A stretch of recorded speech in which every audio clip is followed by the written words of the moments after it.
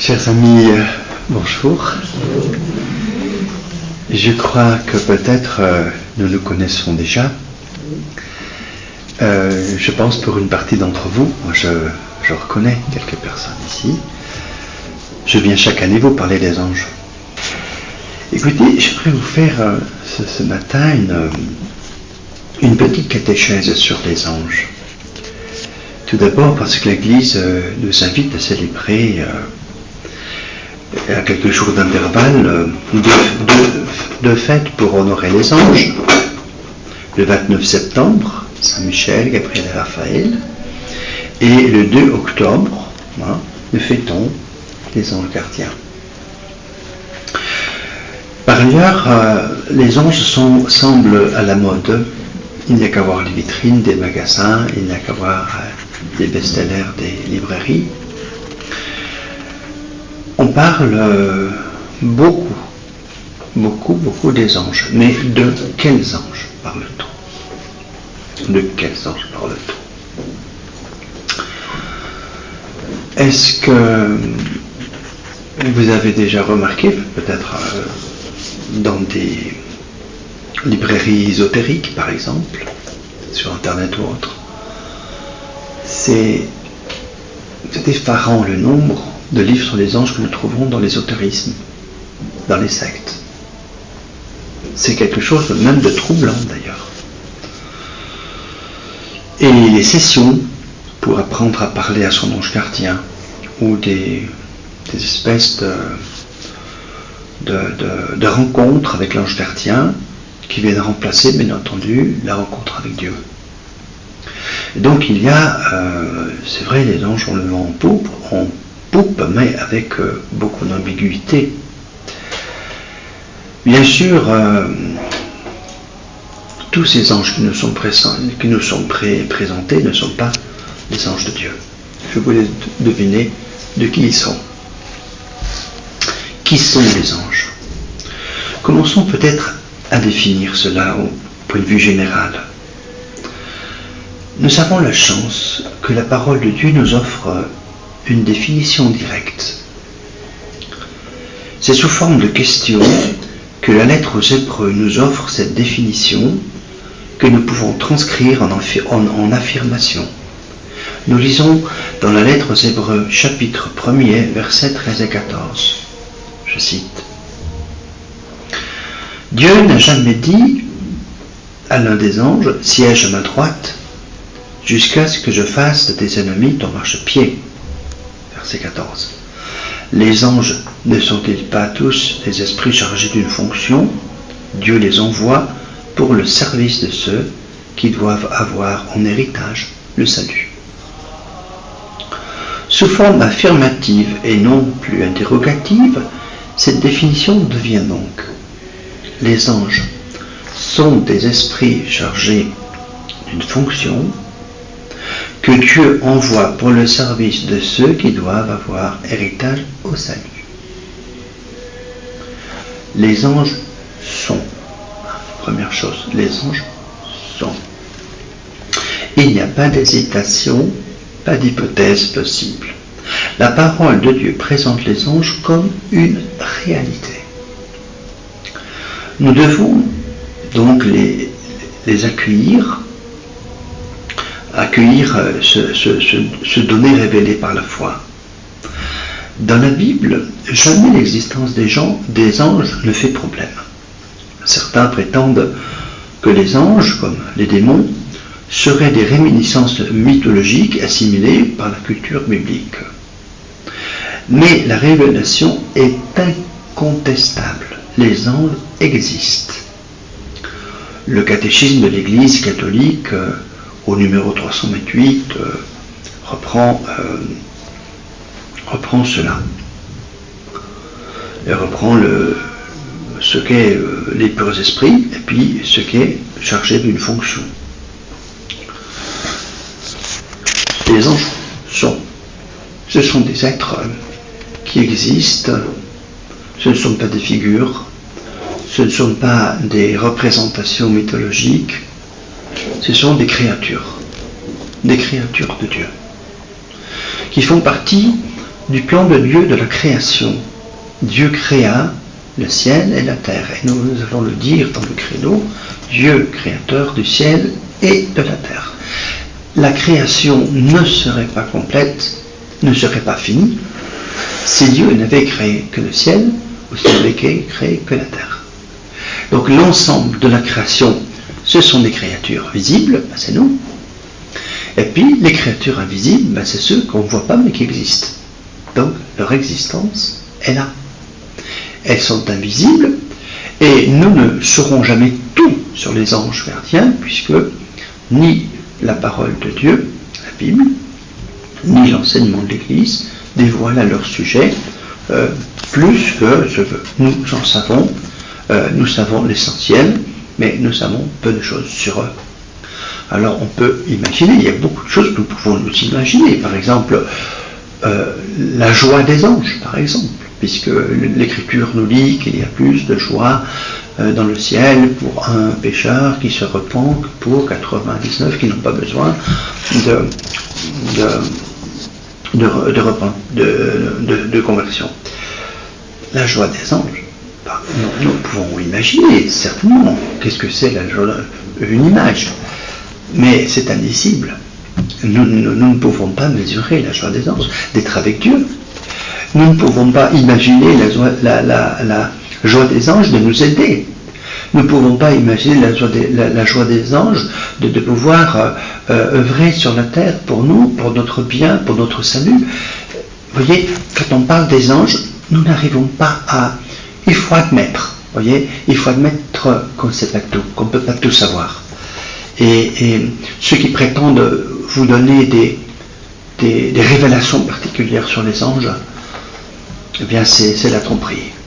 Il faut accepter ce mystère. Et c'est le mystère du monde invisible.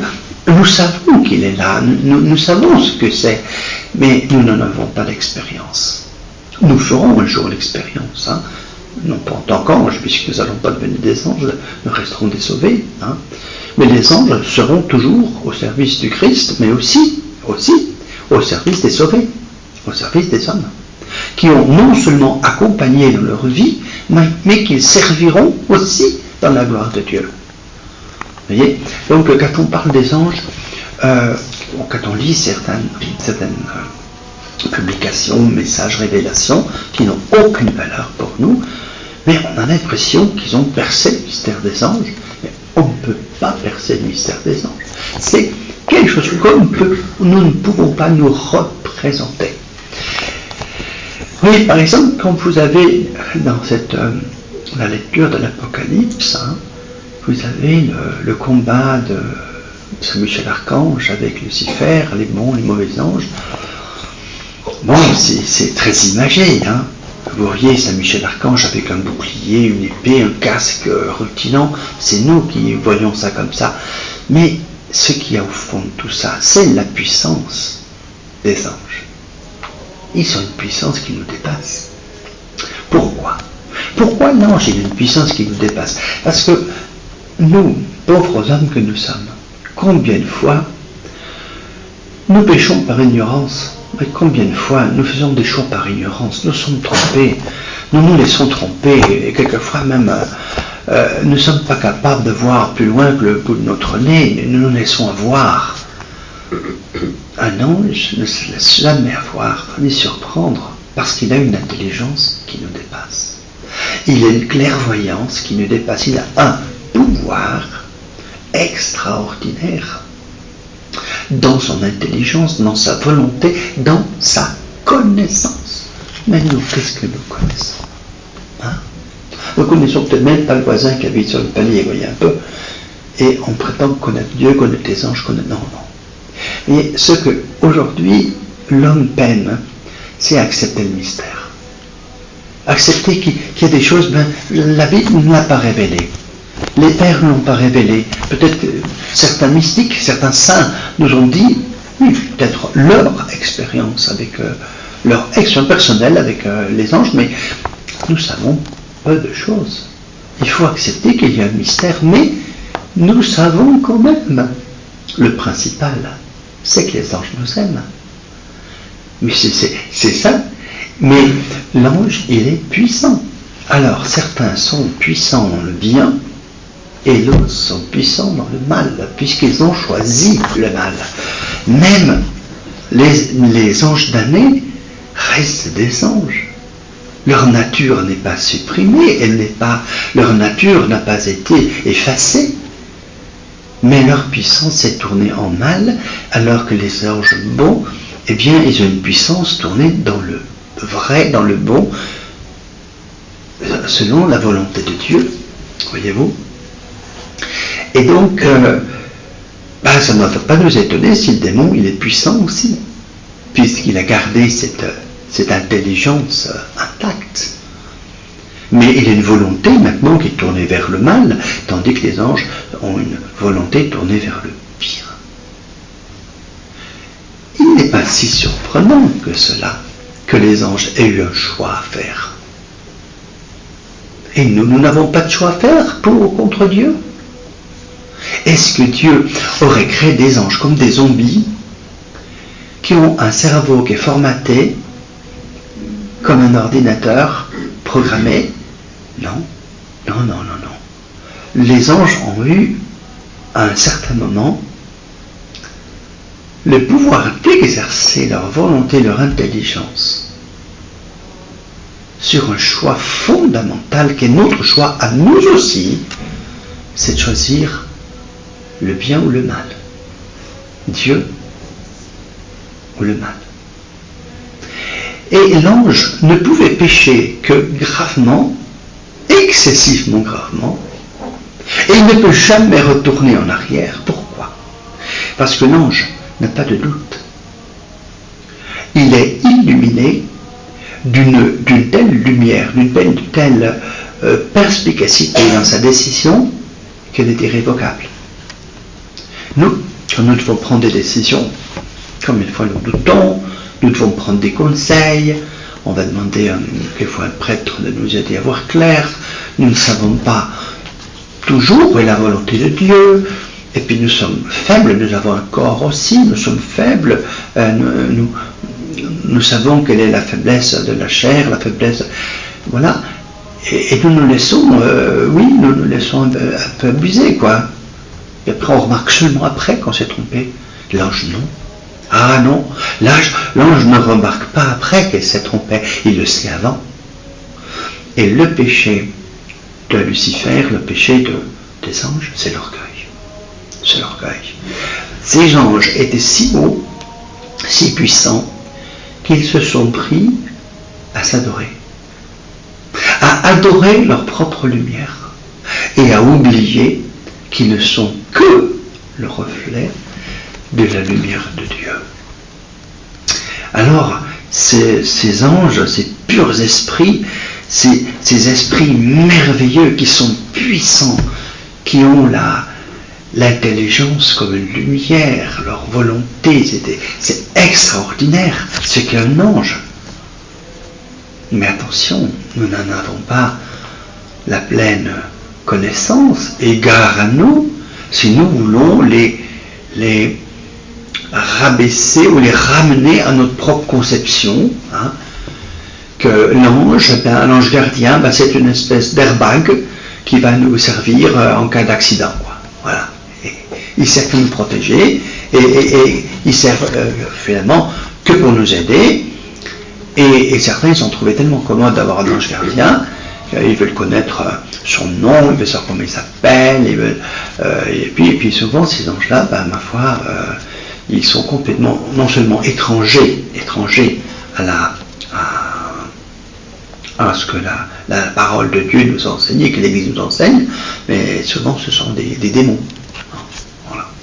Parce qu'une des ruses du démon, eh bien, c'est de se déguiser, voilà, se camoufler. D'ange des ténèbres, il devient pour un certain moment, pour certaines personnes, un ange de lumière. Nous avons de la peine. Nous avons de la peine à accepter le mystère. Parce que on a toujours l'impression qu'on va le découvrir, un peu comme dans les sciences. Il y a des choses dans le scientifique qu'on ne savait pas autrefois. Maintenant on le sait. La science a fait de tels progrès qu'aujourd'hui on sait des choses qu'on ne savait pas autrefois. On découvre des merveilles dans la science. Moi, je pense à la médecine surtout. Je suis très intéressé par les découvertes médicales. Moi je suis toujours en admiration. Vous voyez, si on m'avait raconté des choses comme ça il y a peut-être 30 ans, moi je n'aurais pas cru, mais aujourd'hui la science elle permet de découvrir des choses qu'on ne pouvait pas avant. Mais c'est pas comme ça dans la foi. On ne va pas découvrir des choses sur Dieu qu'on ne savait pas avant. Mais là où il y a une progression, bien sûr, dans notre foi, c'est pas dans la découverte de choses nouvelles qui vont nous révolutionner, mais c'est la progression, c'est dans l'amour, dans la façon de nous rapporter à Dieu et à ses anges. Alors, ces anges, ils sont représentés par nous. Il faut que nous leur donnions quand même quelques signes humains quand même pour qu'on les voit, pour qu'on puisse les représenter. Mais vous voyez comme c'est trompeur en signe anthropomorphique, comme c'est trompeur parce que souvent on réduit à nous des réalités qui nous dépassent. C'est comme si on voulait, voyez, bon alors qu'est-ce qu'on va leur mettre? La première chose qu'on leur met, c'est des ailes. Hein. Vous avez remarqué que les anges n'ont pas des ailes de poulet, hein. Ils ont des ailes de cygne. Hein. Ça montre quoi ça? Le poulet, il ne vole pas. Hein. Il ne vole pas haut en tout cas. Pas aussi haut que les anges. Mais alors là, les cygnes, vraiment, ils sont très beaux, majestueux, et ils volent. Ils volent très loin d'ailleurs. Et ces ailes, c'est un signe pour dire ce sont des esprits qui ne sont pas de la terre, quoi, ils sont du ciel. Voilà. Et ils sont des esprits, on ne va pas dire que ce sont des volatiles, hein, ce sont des esprits, des purs esprits qui n'ont pas de corps, mais qui sont présents, qui sont là. Et puis, on va les représenter en aube, et c'est souvent... oui, c'est souvent des très belles personnes, graciles, agréables et tout. Ça, c'est notre façon de ressembler. Ils n'ont pas de corps. Ils sont ni gros, ni petits, ni beaux, ni laids. Ils sont tels que Dieu les a créés dans une sorte de perfection. Hein? Parce que la perfection absolue, c'est Dieu. Mais eux, ils sont dans une sorte de perfection pour ce qui concerne les anges. C'est-à-dire, ils ont tout pour eux, les anges. Je ne parle pas des démons, hein. Je parle des anges qui suivent Dieu, qui sont avec Dieu, ils ont tout pour eux. C'est-à-dire, ils ont la lumière, ils ont la sagesse, ils ont l'amour de Dieu, des hommes, et ils sont prompts à exécuter tout ce que Dieu leur demande. Et surtout, ils aiment surtout les hommes. Parce que nous sommes les créatures de Dieu. On dit bien, Dieu créa l'homme et la femme à sa propre ressemblance. Et les anges, ça, ils ne peuvent pas ne pas aimer ceux qui ont été créés à la ressemblance de Dieu. Voilà, une autre erreur, mais ça, je vous l'ai déjà dit, je crois, la dernière fois que je suis venu, et même l'avant-dernière fois que je suis venu, je vous avais parlé des anges serviteurs des mystères de Dieu. Je ne sais pas si vous vous souvenez de ça.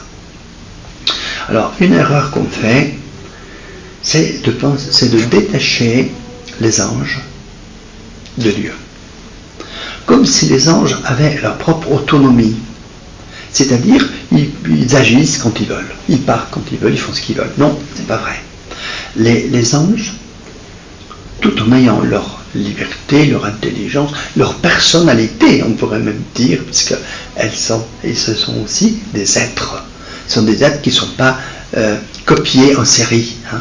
Ils ont leur mission. Aussi, il y a des anges qui n'ont pas la même mission que les autres. Hein. Les anges ont des missions différentes. Et le nom ange, hein, angelos, en grec, ça veut dire messager. Hein. Ce sont des messagers, mais ils ont des missions différentes. Ils ont, je dirais, ce sont des personnalités différentes. Ce ne sont pas des anges qui ont été copiés avec une photocopieuse, et puis on les met là, puis on les fait en série. Non, c'est pas du tout ça. C'est comme nous les hommes d'ailleurs. Hein. les milliards et les milliards d'hommes qui se sont succédés sur la terre, il n'y en a pas deux qui sont exactement le clone de l'autre. Hein, d'accord ? Chacun a sa propre individualité, sa propre personnalité. Il en va de même pour les anges. Mais ce que nous ne pouvons pas, c'est les séparer de Dieu comme si les anges étaient des êtres qui agissent pour leur propre compte. Hein? C'est-à-dire comme s'ils n'avaient aucun compte à rendre à Dieu. Alors ils agissent comme ils veulent, ils agissent à leur guise. Il suffit que nous on les appelle puis ils sont là. Non, c'est pas ça. Les anges sont en fonction de Dieu. La première mission des anges, c'est pas de devenir des airbags des gens qui sont sur la terre, et puis pour les préserver des accidents, hein, leur faire trouver une place de parking et quand il n'y en a pas. Hein. La première mission des anges, c'est quoi? C'est servir Dieu. Voilà. Même le démon le sait, puisque il a dit à Jésus, quand il était au désert, jette-toi du haut du temple, et les anges viendront te recueillir, hein, te servir pour que ton pied ne heurte la pierre. Hein, voilà. Non, les anges sont avant tout au service de Dieu. Et le Seigneur des anges, eh bien, c'est Jésus. C'est Jésus qui est le Seigneur des anges. Alors, ces anges, donc, ils célèbrent une liturgie perpétuelle à la gloire de Dieu. Dans l'Apocalypse, nous lisons ça dans l'Apocalypse 4, verset 8, les quatre vivants ont chacun 6 ailes et des yeux innombrables au dehors et au dedans, et ils ne cessent de proclamer jour et nuit, Saint, Saint, Saint, le Seigneur Tout-Puissant, celui qui est, qui était et qui vient. Voilà. Ils sont dans une liturgie céleste. Hein. Ils présentent nos prières à Dieu, mais ils intercèdent aussi pour nous, mais parce que Dieu les envoie. Hein. Ils dépendent de Dieu. Ce n'est pas des anges qui sont indépendants de la volonté de Dieu. Et donc, quand nous célébrons la messe, hein, nous nous associons à la liturgie céleste. Quand nous chantons le Sanctus, Sanctus, Sanctus, et la préface dit avec les anges et tous les saints, puis même quelquefois on décrit les cœurs d'anges avec les puissances, les principautés, avec l'innombrable cœur des anges, nous pouvons proclamer. Donc nous, dans l'Eucharistie que nous célébrons, eh bien nous nous unissons, hein, nous faisons qu'un, hein, nous unissons nos voix, hein, à celles des anges. C'est-à-dire nous faisons qu'un avec la liturgie du ciel, hein, une seule liturgie composée d'être vivant et d'être visible et d'être invisible. Et nous prions tous ensemble, nous sur la terre, eux au ciel, mais nous invoquons le Seigneur qui est Saint, Saint, Saint, selon lui est 3 fois saint. Alors, donc, il glorifie Dieu, hein, c'est-à-dire, vous vous souvenez, le Gloria, hein, gloire à Dieu, au plus haut des cieux, la paix sur la terre, hein, et puis ils servent Dieu, ils ont une mission de serviteurs.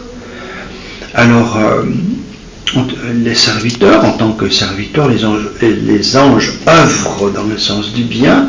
À ce titre, il faut dire qu'ils sont soumis à la volonté de Dieu, ils connaissent le désir de Dieu. Vous voyez, nous, on a l'impression que c'est Dieu qui dit aux anges, il dit, alors toi, Michel, tu vas là, et tu fais ça. Non, l'ange comprend immédiatement ce que Dieu veut, et le fait. Dieu ne parle pas aux anges, il n'a pas besoin de parler les anges. C'est nous, si on ne parle pas, on ne sait pas ce qu'on veut.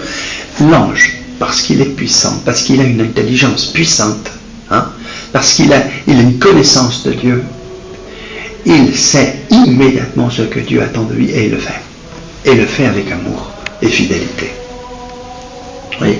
Et les anges ne parlent pas ensemble. Les anges, ce sont, si vous voulez, c'est une intelligence qui parle à une autre intelligence. Le concept est complètement difficile pour nous de penser ça. Mais c'est une intelligence qui parle d'une intelligence. Ils se comprennent. Hein. Ils se connaissent entre eux, les anges. Ils se comprennent. Ils savent ce que Dieu veut. Ils connaissent la volonté de Dieu. Hein. Ils savent ce que Dieu attend d'eux et ils le font. Mais ils le font pas parce qu'ils sont commandés ou parce qu'ils doivent y aller, comme nous, il faut en rechiner un petit peu, faire des trucs, il faut encore que j'aille lire, et là, il faut encore que j'aille... Non. Les anges n'ont qu'un désir, c'est accomplir la volonté de Dieu.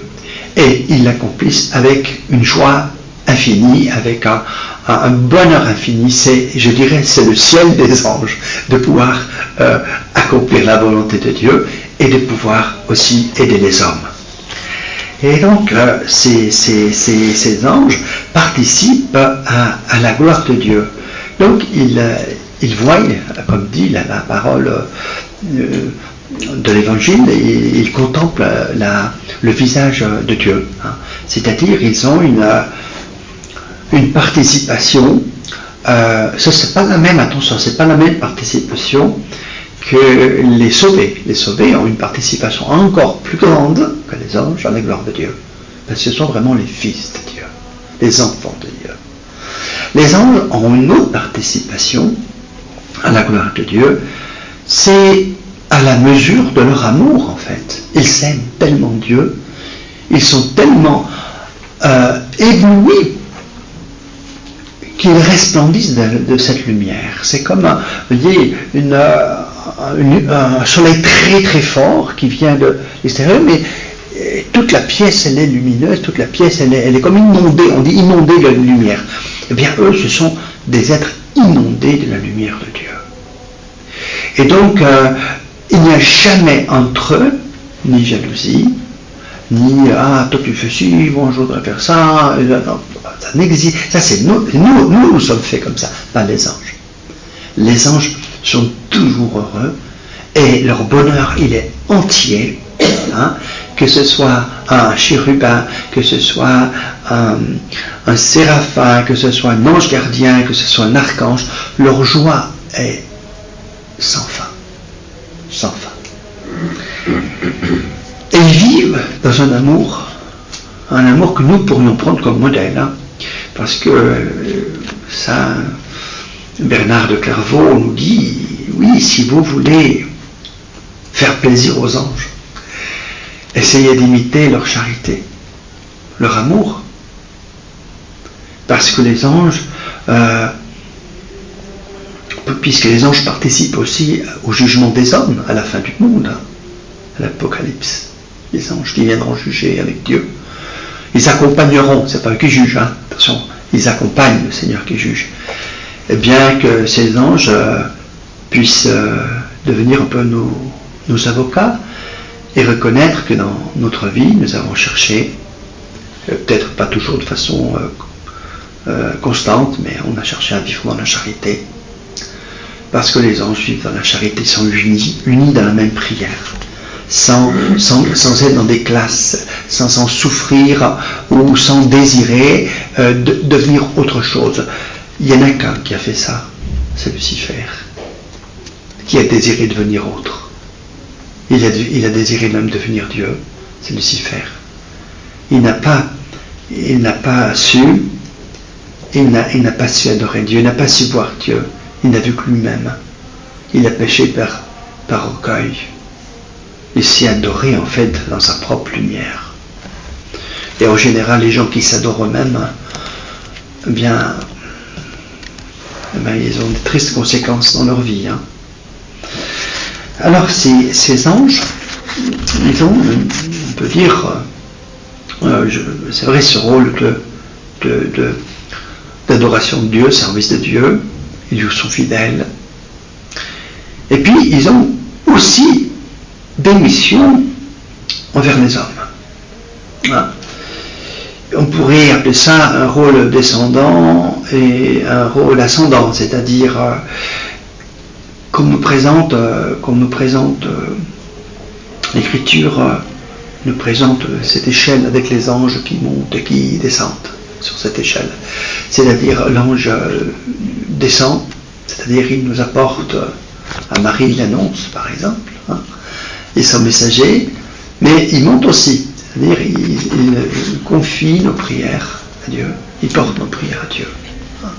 Non seulement ils nous apportent ce que Dieu désire, ils sont messagers de Dieu, donc ils descendent pour nous apporter à Marie son message, par exemple, ou d'autres rôles que Dieu donne à ses anges. Et puis il y a le rôle ascendant, c'est-à-dire ils portent nos prières vers Dieu, ils assistent nos mourants, ils viennent nous aider, ils viennent nous aider aussi dans le concret de notre vie, dans notre vie. Oui. Alors c'est vrai que on a le droit, et je pense que c'est bien aussi, de prier les anges pour des choses humaines, c'est-à-dire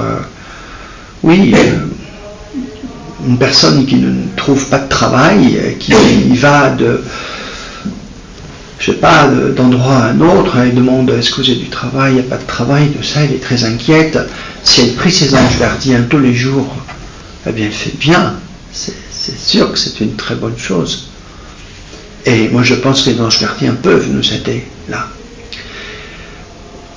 C'est le pape Jean XXIII qui disait que souvent quand il devait rencontrer une personne avec qui le dialogue allait être très difficile, il priait toujours l'ange gardien de la personne qu'elle allait rencontrer aussi, pour que il trouvait beaucoup d'aide en priant aussi l'ange gardien de l'autre personne.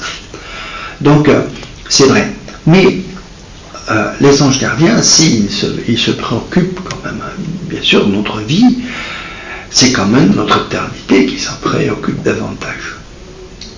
Et le contraire de ce que nous faisons, nous nous préoccupons à 90% des choses de la terre et 10% des choses du ciel. Et je pense que les anges, ils inverseraient plutôt le pourcentage. C'est-à-dire ce que vit l'ange, c'est-à-dire cette rencontre avec Dieu dans la lumière de Dieu, dans l'amour de Dieu, eh bien il le souhaite pour nous. Alors bien sûr qu'il souhaite quand même que nous soyons heureux sur la terre, mais ce n'est pas la première finalité de l'ange de désirer que l'homme soit confortablement établi dans sa vie sur la terre. Parce que c'est important pour nous aussi, mais notre vie avec Dieu, elle est quand même beaucoup plus importante. C'est de notre éternité dont on parle. Alors, regardez les anges gardiens seulement pour ce qu'ils peuvent nous apporter. Pour nous, on va rouler à 160 km/h sur l'autoroute, mais on va prier son ange gardien pour qu'il n'y ait pas de radar, pour qu'il n'y ait pas de policier, pour que je ne fasse pas d'accident. Et vous vous rendez compte, mais j'ai même pas besoin de vous dire ce que c'est aberrant. Mais l'ange gardien, il va nous dire, attention, lève ton pied, tu vas trop vite, attention, sois prudent, fais attention, tu es là, tu es en train de t'endormir, arrête-toi, c'est dangereux si tu t'endors au volant. Et il va nous donner des bonnes inspirations, des fois on se demande d'où ça vient, cette inspiration. Et on croit que ça vient de nous, mais c'est pas toujours de nous que ça vient des bonnes inspirations. Et le Saint-Père, Pape François, il a dit un jour, parce qu'il a parlé des anges gardiens plusieurs fois, Pape François, il a dit, la première chose que vous devez faire, c'est écouter avec docilité les conseils des anges gardiens. Il faut les écouter. Alors bien sûr que quand on prie les anges gardiens seulement pour des choses, je vais prier pour que l'ange gardien me fasse gagner à la loterie cette semaine. Eh bien, vous ne gagnerez pas. Voilà. Et donc, les anges gardiens, c'est pas ça. Alors, comment est-ce que, moi ça je vous dirai à l'homélie un petit peu, parce que je développe ça un peu à l'homélie, comment nous pouvons correspondre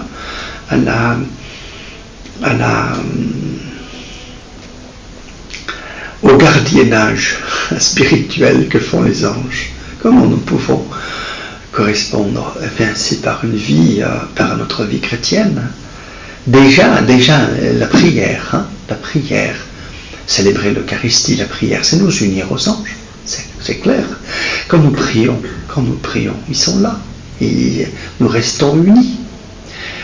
Le grand saint François de Sales, que j'aime tellement. Quand il changeait de diocèse, il se mettait à genoux et il priait l'ange gardien de ce diocèse, les anges gardiens de ce diocèse ou de cette paroisse. Nous sommes toujours avec les anges. Et il y en a même ici, moi je ne les vois pas, hein, mais il y en a ici des anges. Pourquoi? Parce que là où on parle de Dieu, ils y sont.